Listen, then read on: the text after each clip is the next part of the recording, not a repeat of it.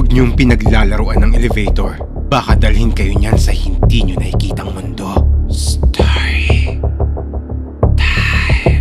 Ako nga pala si Patricia. Sariling nakakatakot na kwento ko to na naranasan ko nung bata pa lang ako. Bago pa lang ang St. Francis Square Mall ng panahon na to. Ito yung mall sa likod ng Mega Mall. Nang panahon na to, may stall ng tiyanggian ng mga magulang ko doon. Halos palagi kaming nandun ng pinsan ko na kasing edad ko lang rin. At dahil mga bata pa kami nito, mahilig talaga kami maglaro kung saan saan. Isang araw, naisipan namin maglaro sa elevator ng mall. Gustong gusto kasi namin pindutin yung mga number doon. Nakailang beses rin mag-akit baba yung elevator ng dahil sa paglalaro namin. Pero biglang may hindi kami inaasahang pangyayari. Biglang may nagpatigil sa paglalaro namin ng elevator na to. Sa mga panahong to, wala pang 6th floor ang mall na to. Hanggang 5th floor lang. Pero sa paglalaro namin ng pinsan ko, laking gulat namin nang makita namin sa loob ng elevator kung saan makikita mo sa monitor kung nasa ang floor ka na. Nagulat kami nang makita namin ang lumabas doon ay ang pang-anim na numero. Takang-taka kami ng pinsan ko dahil ang pagkakaalam lang namin hanggang 5th floor lang ang mall na to.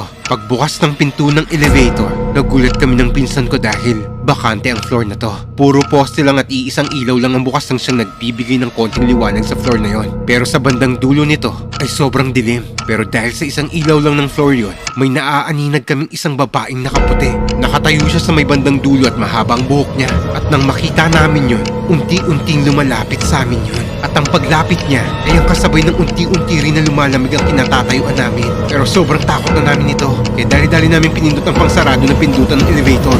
Sa awa ng Diyos, nagsara ito nang hindi kami nalalapitan ng nilalang na yon. Pagdating namin sa floor kung saan nandoon ang stall namin, agad kaming tumakbo ng pinsan ko palabas ng elevator at never nang bumalik at naglaro doon. Sinabi namin sa magulang ko na nakaakyat kami sa 6th floor pero hindi sila naniwala dahil hanggang 5th floor lang daw ang mall na yon. Sa takot namin, hindi na rin namin inalam kung paano nangyari yun at kung bakit namin nakita yon. At sa pagkakaalam ko kasi wala naman kaming third eye ng pinsan ko.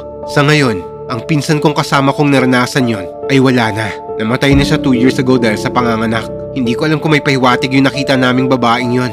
Pero maniwala man kayo sa hindi, minsan nakikita ko rin siya pero sa panaginip ko na lang na parang naglalaro pa rin kami na parang mga bata sa loob ng elevator na yon.